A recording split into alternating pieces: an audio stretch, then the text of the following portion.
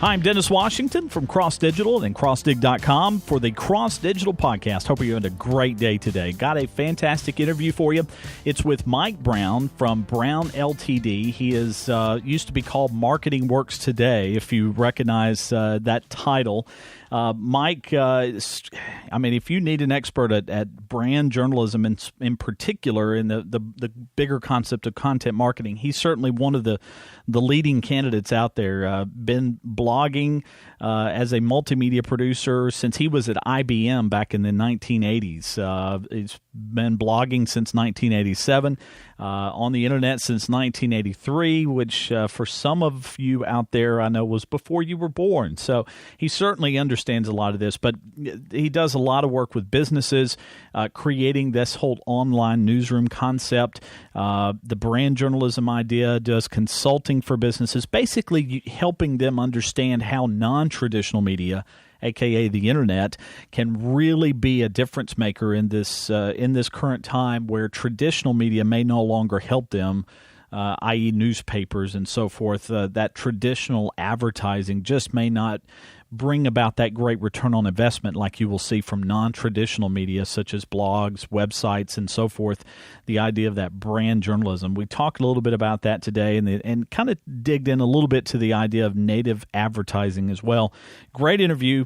So without further ado, let's listen into the interview with Mike Brown.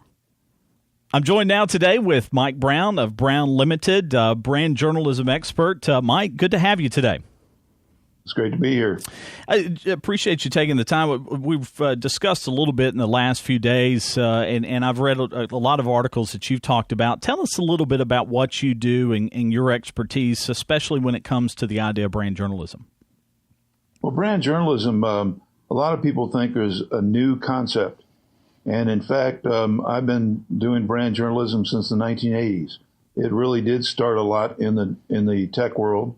At the time, I was the first multimedia producer at IBM, and we started doing stories about customers, services, and products, and posting them on what was prior to the web, just over the internet with AOL, CompuServe, news groups, as well as print publications and company magazines.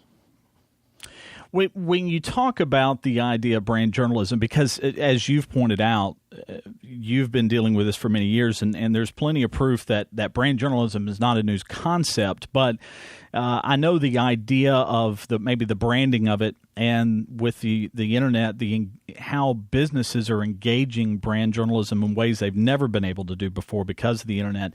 How has that really affected the way you do business now, and really affected the way people understand what you do? It's exploding. In the last 5 years, it has absolutely exploded as the traditional media has been imploding.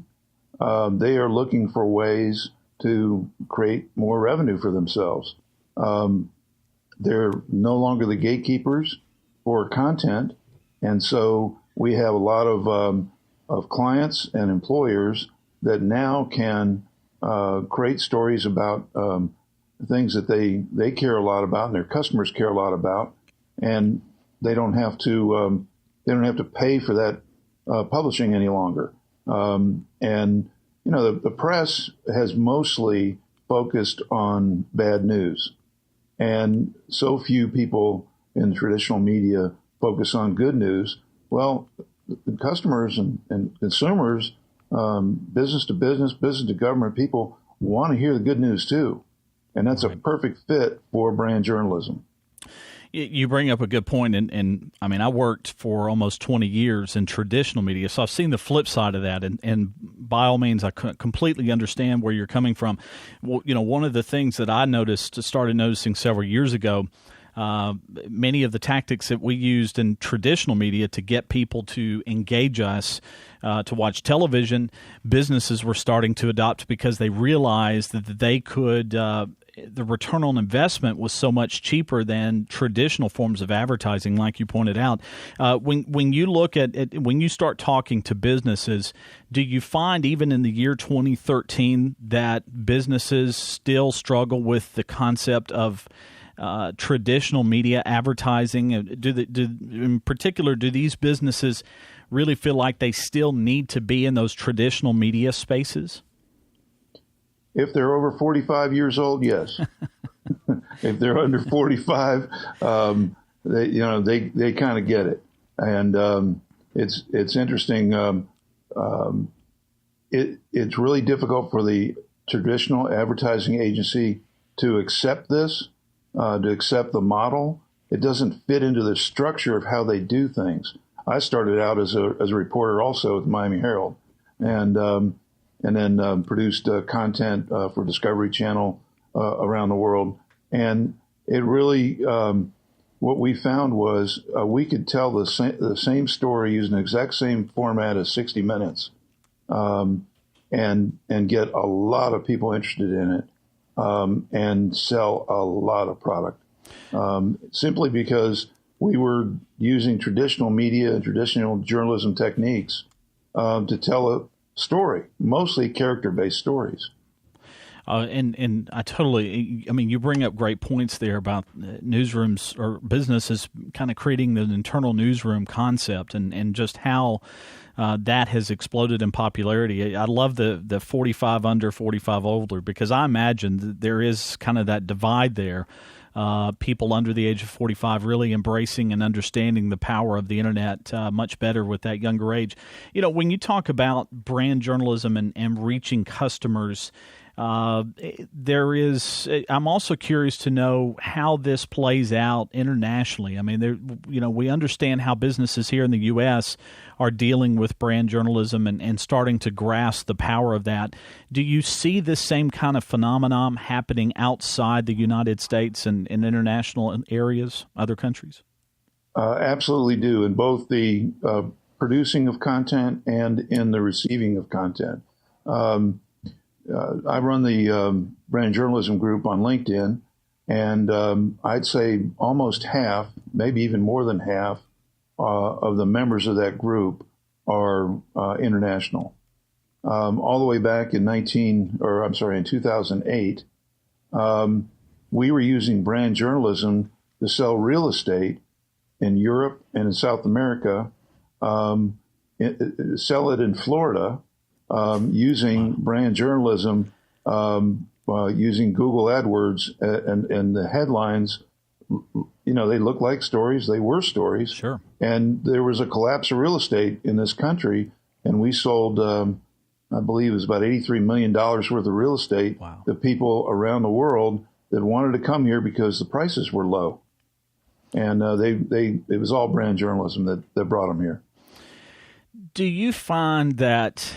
from the flip side of things, I know traditional media is having a hard time really embracing the idea of brand journalism, obviously from a variety of reasons. Probably primarily, they may not admit it, the financial impact that traditional media is taking.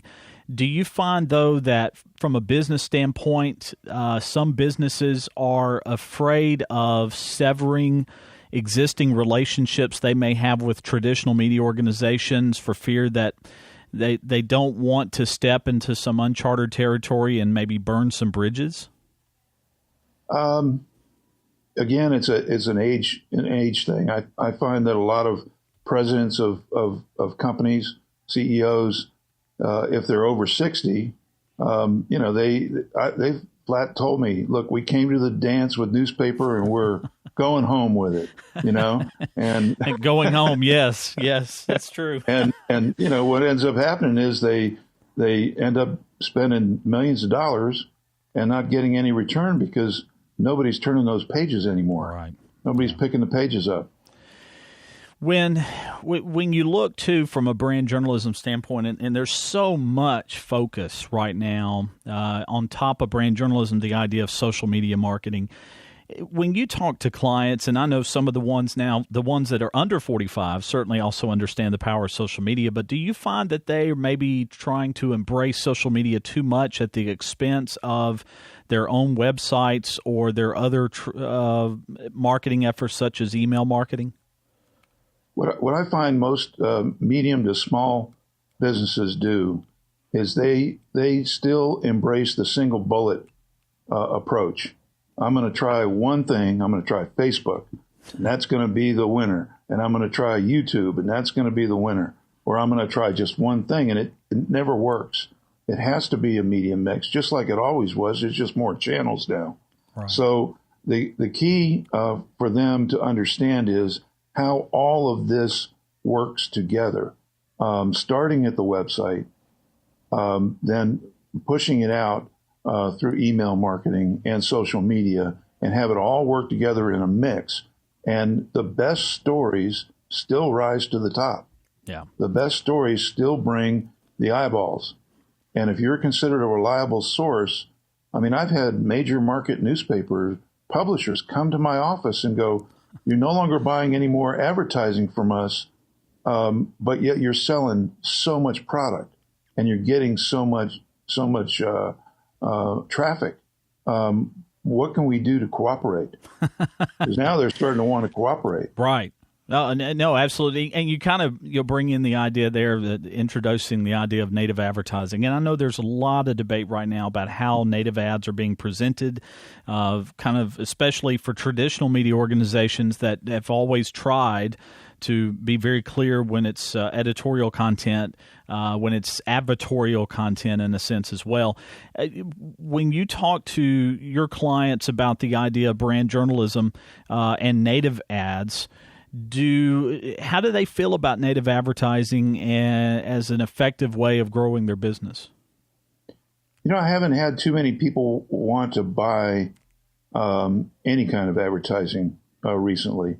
They're mostly focused on providing great content through their own channels. And what ends up happening is the press, the media, end up picking it up. Yeah. Last year we did a round of native ads in one publication. We got a lot of eyeballs, but we didn't get a lot of sales. And so the return on investment wasn't tremendous. Their brand went from in the 50s in terms of awareness up into the 70s in 12 months. Wow. In that particular market, which is great. The big difficulty in businesses understanding is, where's the call to action? Where can I get them to, like a traditional ad, tell them, buy me and buy me today? And there's usually not much of that in brand journalism or native advertising. Right. No, and you bring up a great point about the call to action. When you start thinking about calls to action within social media, there's kind of a balancing act. I was talking with a friend of mine the other day who struggles sometimes with dealing with clients who want to treat social media as more like a megaphone instead of more of a conversation tool and generating brand awareness and getting people back to the website for that conversion. But when you start dealing with the idea of social media, how do you try to get a client to understand that, for instance, Twitter is not an opportunity to just shout at everybody and say, buy my stuff? If we're talking to the vice president of marketing or advertising, that's a difficult thing to do. Yeah. They're kind of stuck in that world. If you're talking to the CEO and address it with them as though it's this is a conversation starter. This is a way to persuade without selling. Right. You let, in fact, your customers do your selling for you because you're pointing a camera at them, you're interviewing them, and the minute typical marketing copywriter, art director type people get involved in this, it starts becoming very adsy, and very commercial. And it needs to be more like traditional news. And the more traditional news it is, the better it sells. I couldn't agree more. I've seen with some of my clients, even just simply doing testimonials with customers talking about products, to me, it seems so much more effective than when you start trying to get the person, the actual employee, trying to sell the product. The customer sells the product better than the employee does sometimes, especially when it comes to the internet. Do you find when people when you're dealing with this so-called Generation Y or even now Generation Z, the teenagers that are coming up, do you find that the marketing wisdom that has worked the last few years with brand journalism and so forth, is that new generation coming up still, is that typical marketing work as well with that generation as it has with maybe the 20-year-olds and 30-year-olds? I haven't tried to market anything or present news to anyone under their 20s in a while. I haven't had a product that would fit them. If I did, the first thing I do, since I'm not a 20-year-old or I'm not a 16-year-old, even though I still go out and surf and ride my bike a lot, the first thing I do is bring in some guys that are pretty popular. Yeah. Some kids that are pretty popular, and we'd sit down and talk about it. Yeah. And they would be our advisors on the whole program. I found that getting the best buyer that you can imagine in the room with you, talking about what what they care about and how they would convince other people to do it, is much better approach than me trying to dream it up, because I'm a 60-year-old white guy. Oh, I understand. I turned 40 at the end of this year, so I do understand. I'm feeling that as well. You bring up a good point. The idea of, with any project, more of like a team concept. And I think some of your small and medium-sized businesses even sometimes, I realize that from a staffing and resources point of view, they may be limited in how many people they can get involved in a project. But the ones that I tend to see successful are the ones that get a lot of people involved, not only within from an employee point of view, but also get customers and potential customers involved. Do you have a hard time trying to convince clients to take this team approach, or do they tend to want to just say, okay, one person is in charge and you do it? I think the smaller the operation, the more desire there is to be a single bullet approach with one person doing it, and they give them everything to do. The more effective approach is you may have one person on your staff, but they're the coach, they're the managing editor, they're the executive producer, and that person then farms out. I'll give you an example. When I first started helping a nonprofit, they had 200 people a month come to their website 5 years ago. So we put in an entire online newsroom.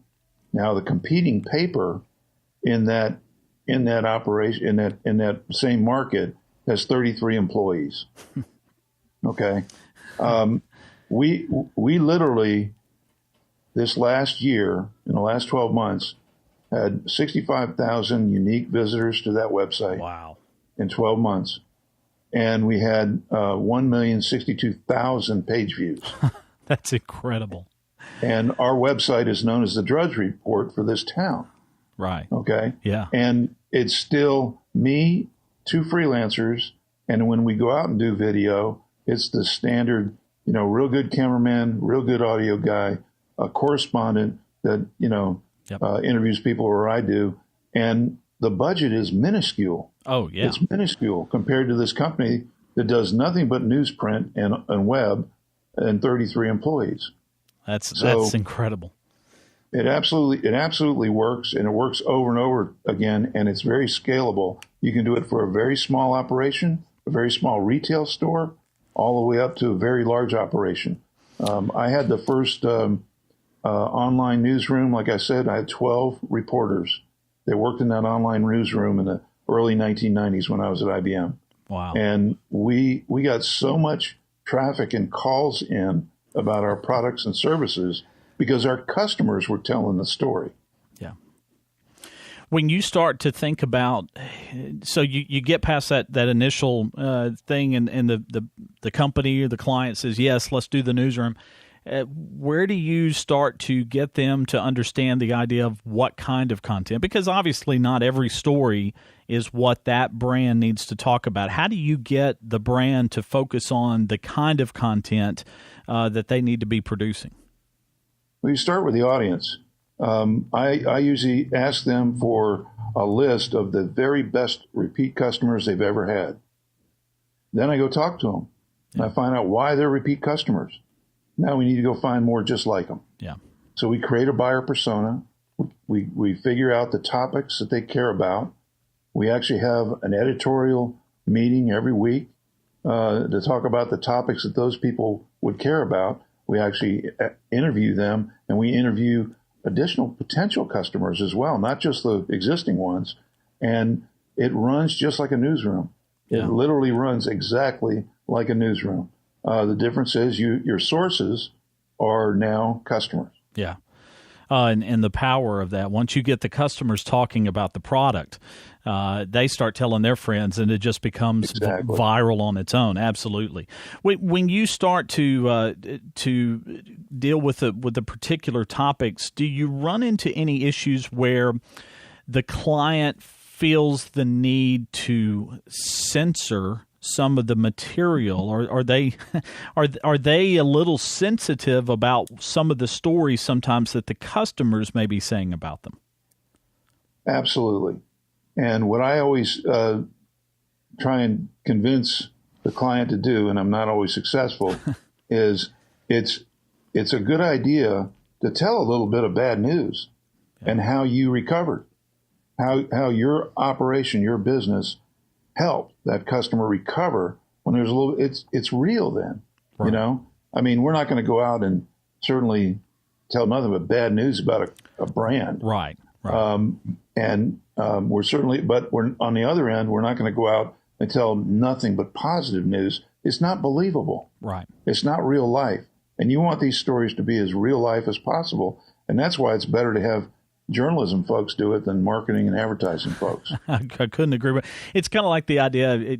I've run into clients that even still with things like Facebook, they want to delete and block users that and delete comments that are negative. I'm like, hey, how would you treat these people if they walked in the door and said something negative to you? Would you just put your hand up to them and say, I'm not talking to you and you're banned from this business? No, you would try to deal with the solution. And the way you deal with those people, if you deal with them correctly and honestly on Facebook or whatever other social media platform, everybody else notices, and you earn brownie points from the other customers for treating that customer with respect. So, I just love the idea of being honest and transparent. And that's one thing I wanted to ask you. Do you find that after the fact, when you start being very honest and transparent with the process and the news itself that the customers are saying, what's the reaction from your clients, the CEOs, the marketing vice presidents, as they look and see the results of this type of news coming out of their newsrooms? Are they surprised, or are they pleased, or are they intimidated a little? What kind of reaction do you initially get after the first few months? Well, they're typically blown away because all good campaigns and all good newsrooms are completely plugged into analytics. Yeah, you can actually show the results, the growth.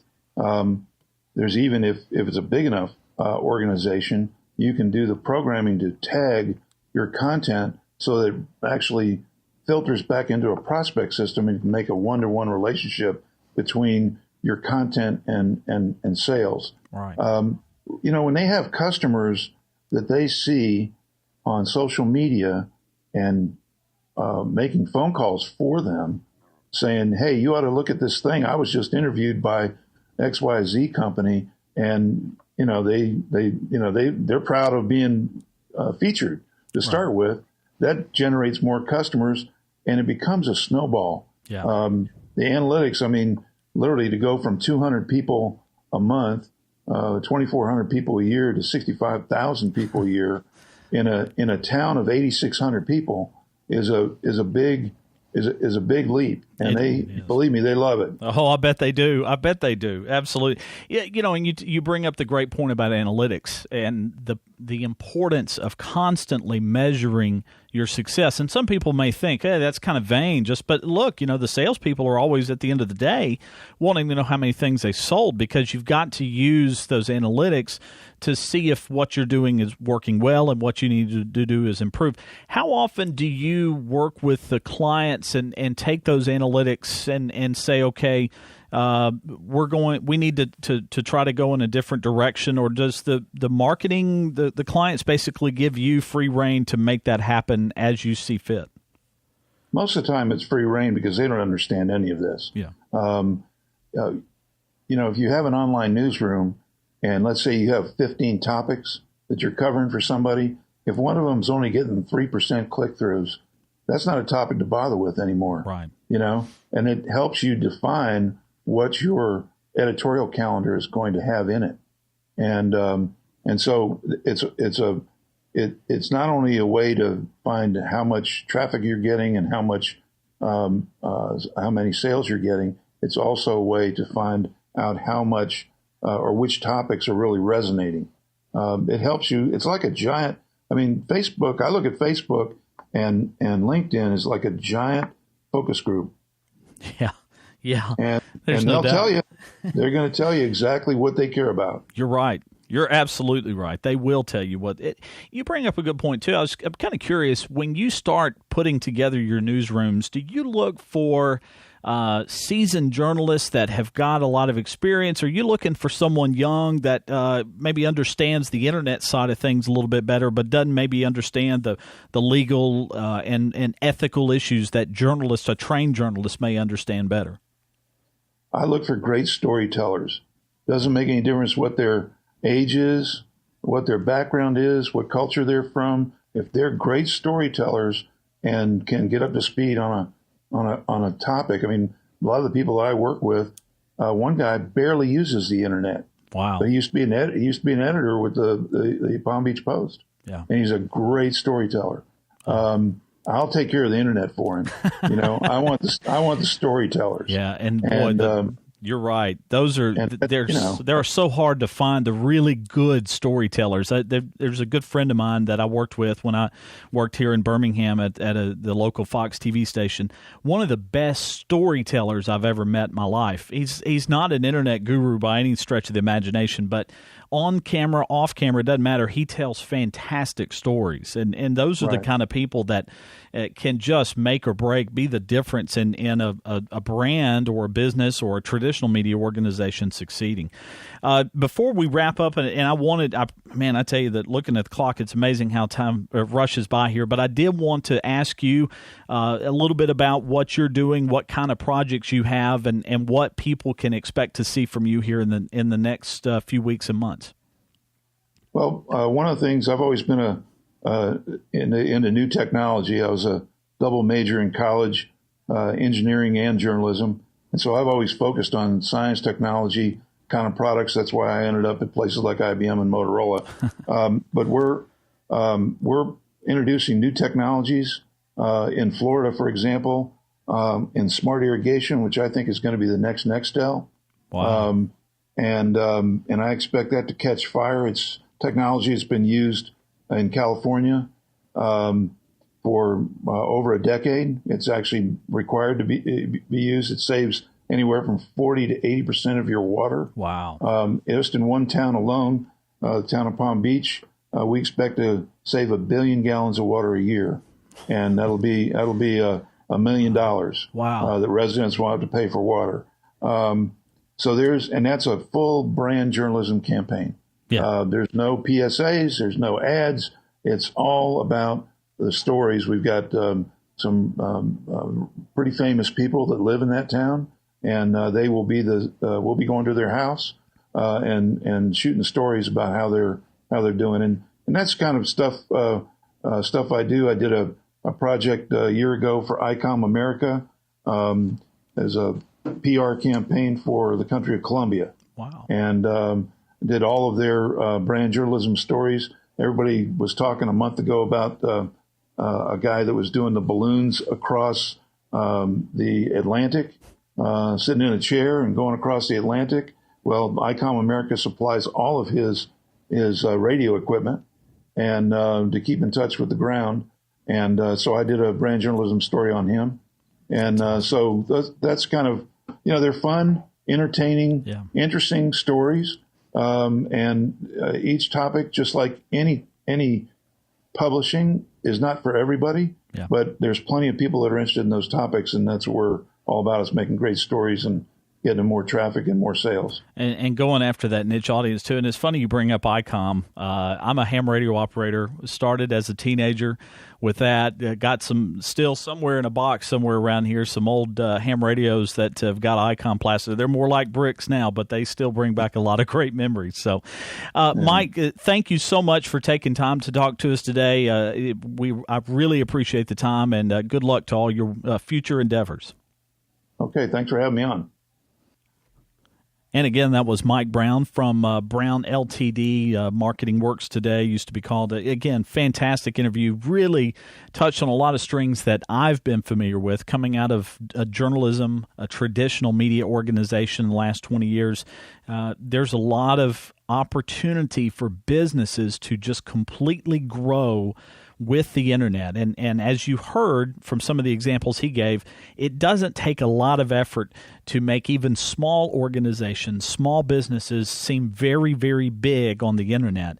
The internet just really levels the playing field and gives you an opportunity to just completely shine and become that digital authority of your product or your service, your industry, with very little effort compared to what businesses, a traditional media organization, would have to spend over the years to try to compete in that space. With the internet, small investment, large return, much better return on investment. So certainly appreciate Mike and the time he gave me to talk to you about brand journalism. If you have questions about brand journalism, you want to get in touch with me or with Mike, check out crossdig.com, search Mike Brown podcast interview. I'll have that story up with links to his website where you can contact him, or if you want to contact me as well at crossdig.com. Shoot me an email. I'd love to hear from you about what's working for you. If you know of someone that would be a great interview for this podcast as well, I'd love to hear from that as well. Just visit me at crossdig.com and shoot me a message, and love to hear from you today. That's it for this edition of the Cross Digital Podcast. I'm Dennis Washington from Cross Digital and crossdig.com. Have a great day.